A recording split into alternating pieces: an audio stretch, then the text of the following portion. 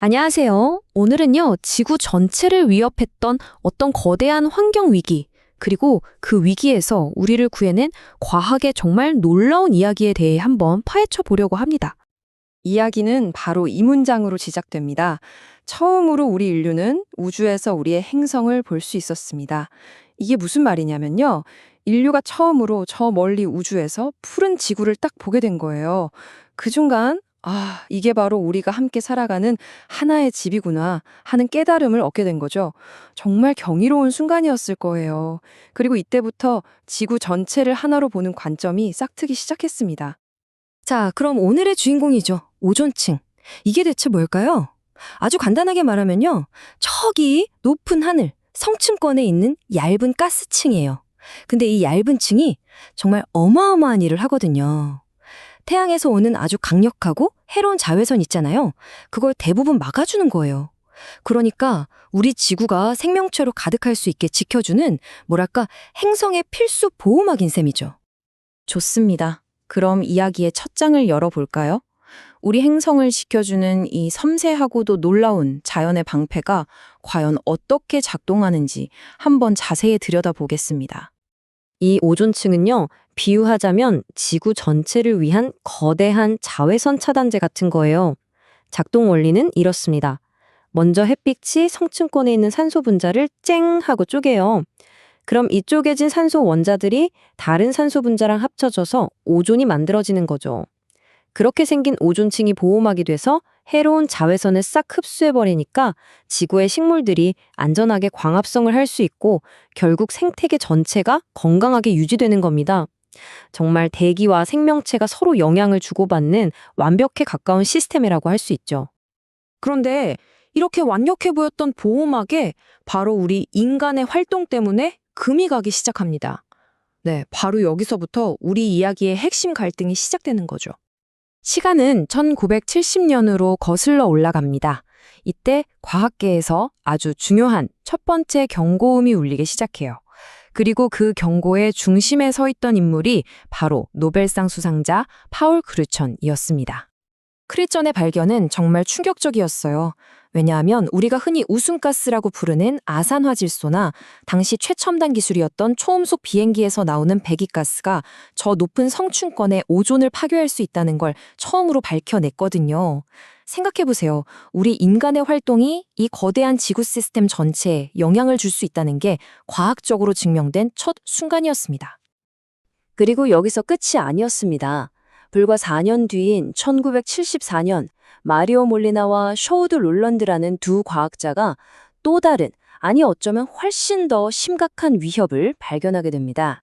자, 여기 두 가지 위협을 한번 비교해 볼까요? 크리천이 발견한 질소산화물도 물론 문제였죠. 하지만 몰리나와 롤런드가 지목한 이 염화불화탄소, 우리가 CFC라고 부르는 물질은요, 이건 차원이 다른 문제였어요. 왜냐하면 냉장고, 에어컨, 심지어 헤어스프레이까지 정말 우리 일상생활 바로 옆에 있었거든요. 그리고 그 파괴력은 비교가 안 될 정도였습니다. CFC는 오존을 직접적으로 그리고 아주 효율적으로 파괴해버렸습니다. 아니, CFC가 어떻게 그렇게 강력하냐고요? 그 비밀은 이 간단한 3단계에 있습니다. 1단계, 우리가 땅에서 쓴 CFC 가스가 아주 안정적인 상태로 분해되지 않고 성층권까지 쭉 올라갑니다. 2단계, 거기서 강력한 자외선을 맞고는 툭 하고 분해되면서 염소 원자를 내뿜어요. 자, 마지막 3단계가 핵심입니다. 바로 이 염소 원자.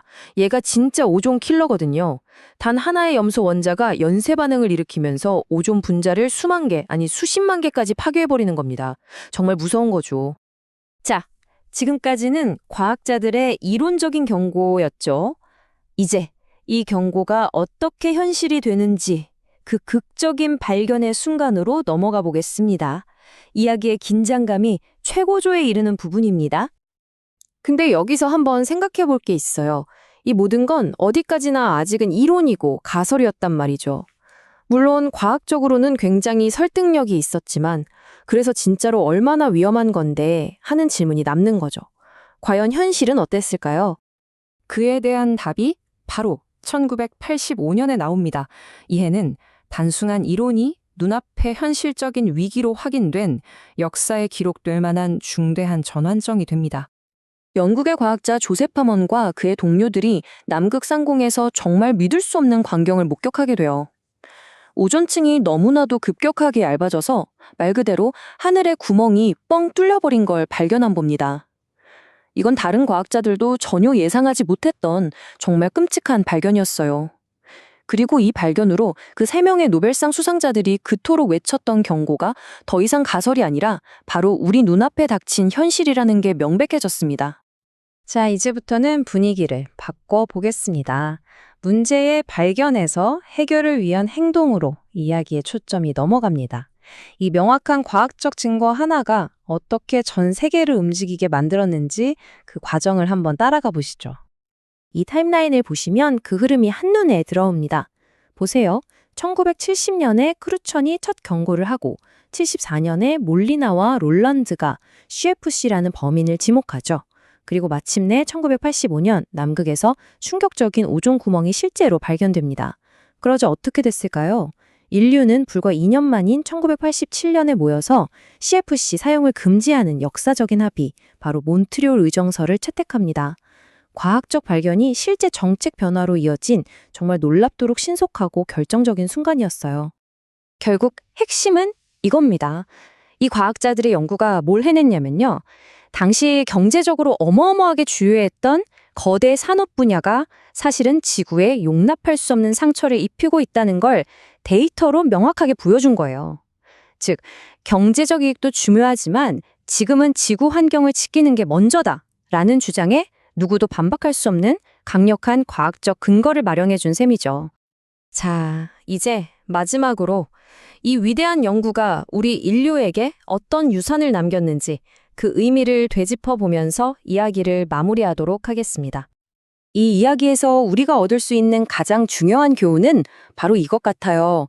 이 세 과학자의 연구는 과학이 그냥 실험실에만 머무르면서 현상을 설명하는 데 그치는 게 아니라 실제 정책 결정에 직접적인 영향을 주고 인류가 마주한 거대한 문제를 해결하는 데 앞장설 수 있다는 아주 강력한 모델을 제시했다는 겁니다.